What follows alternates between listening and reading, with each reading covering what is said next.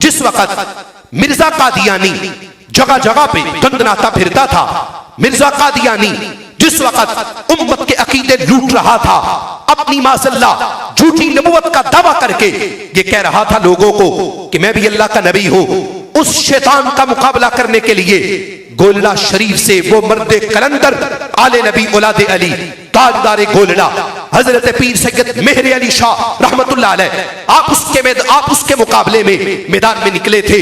अगर आपको पता नहीं तो सुन ले, जिस वक्त ताजदारे गोलड़ा पीर सैयद मेहर अली शाह रहमतुल्लाह अलैह उस मूसी का सर कुचलने के लिए इस्लामाबाद से लाहौर जाने लगे ना, तो मुरीदों ने कहा था हजरत आप लाहौर ना जाइए, लाहौर में बड़े उलमा हैं, मिर्जा से बात कर लेंगे, उससे गुफ्तगू कर लेंगे और वो उसका मुंह बंद कर लेंगे। आप क्यों जाते हैं? आपको जाने की जरूरत कोई नहीं, आप तो सूफी हैं, आप तो सालिक हैं, आप तो दरवेश आदमी हैं, आप यहीं पे बैठे सुने वो सारे पीर जिन्होंने सारी जिंदगी आला हजरत के नाम पे लोगों को लूटा, और जिस वक्त मसलक पे पहरा देने का वक्त आया तो वो लेट गए और उन्हें अब फिक्र आला हजरत भूल गई, याद ही कोई ना रही। सुनो ताजदारे गोलड़ा, उनका अंदाज क्या है।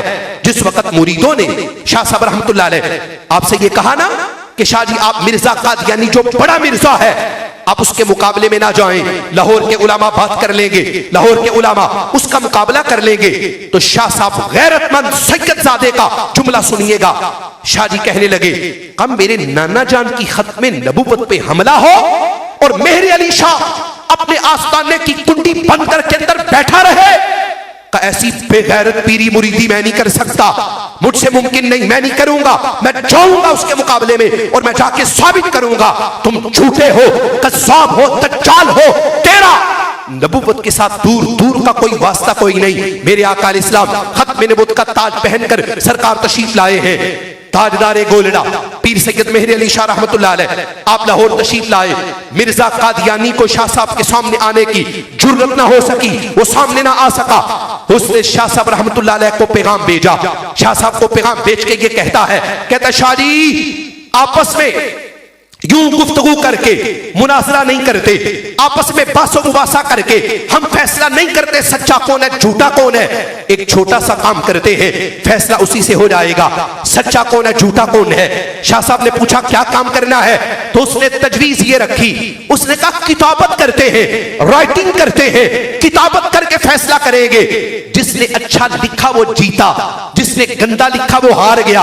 वो ये समझ रहा था बाबा है सादा है, लिखना कहां आता होगा, और जिस वक्त बाबा लिखेगा सही लिख ना सकेगा, मैं लिखूंगा प्यारा लिखूंगा तो मैं लिख कर ये साबित कर दूंगा कि माशाअल्लाह मैं नबी हूं और मैं सच्चा हूं। जिस वक्त ताजदारे गोलड़ा आपके पास ये पैगाम उसका आया ना, आप सुनकर मुस्कुरा पड़े, हंस पड़े, हंस के फरमाते हैं कैसी भोंगी मार रहा है कि राइटिंग करके फैसला करते हैं, किताबत करके फैसला करते हैं, सच्चा कौन है झूठा कौन है।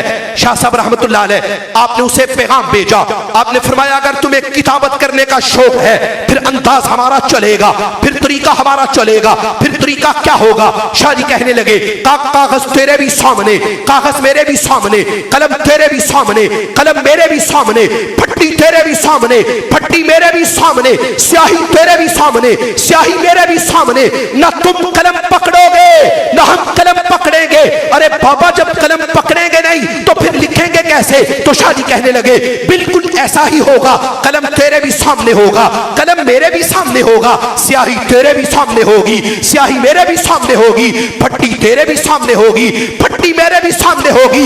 ना तुम कलम पकड़ोगे ना हम कलम पकड़ेंगे, तुम भी अपने सामने रखे हुए कलम से कहोगे कि लिखो, हम भी अपने सामने रखे हुए कलम से कहेंगे कि लिखो। जिसके कहने पे कलम लिखेगा माना जाएगा सच्चाई उसी को अल्लाह ने अता फरमाई है।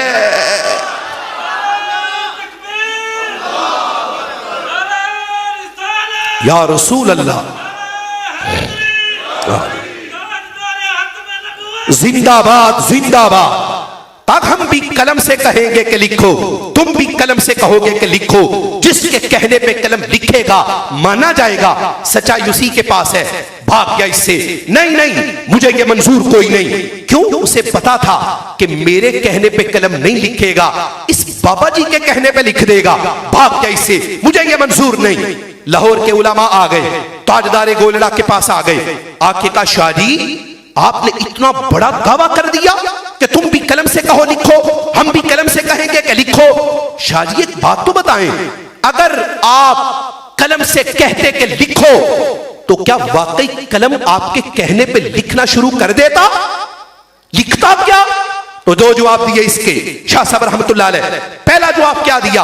कहा मेरे नाना जान की उम्मत के उलमा याद रखो, तुम क्या समझते हो ये जो कुछ भी मैंने बोला है क्या मैंने अपनी मर्जी से बोला है? कहा रब्बे काबा की कसम है, एक भी जुमला अपनी मर्जी से नहीं बोला। नाना जान हुक्म फरमाते जा रहे थे, मेहरे अली शाह बोलता जा रहा था, एक भी जुमला अपनी मर्जी से नहीं बोला। और इससे अगला जुमला तो कमाल कर दिया शाह साहब रहमतुल्लाह अलैह आपने। शाह जी कहने लगे, कहा मेरे नाना की उम्मत के उलमा याद रखो, कलम से लिखवाना तो काम ही कोई नहीं, कलम से लिखवाना काम ही कोई नहीं। तो आज अगर नाना जान की खत्म नबूवत के तहफ्फुज के लिए मेरे अली शाह को मुर्दे भी जिंदा करने पड़ते तो आज हमने वो भी करके दिखा देने थे। ये भी कह दिया, ये भी आज हम करके दिखा देते। और पैगाम दिया उलमा को भी, तलबा को भी, पीरों को भी, सबको पैगाम दिया। याद रखो जो भी बंदा खत्म नबूवत का काम करता है, जलसा करके कर ले, रैली निकाल के कर ले, जुलूस निकाल के कर ले, वो किताब लिख के कर दे, किसी भी हवाले से जो बंदा खत्म नबूवत का काम करता है वो बंदा तन्हा नहीं होता, अकेला नहीं होता, लावारिस नहीं होता, उसकी पुष्ट पर मोहम्मद अरबी का हाथ होता है।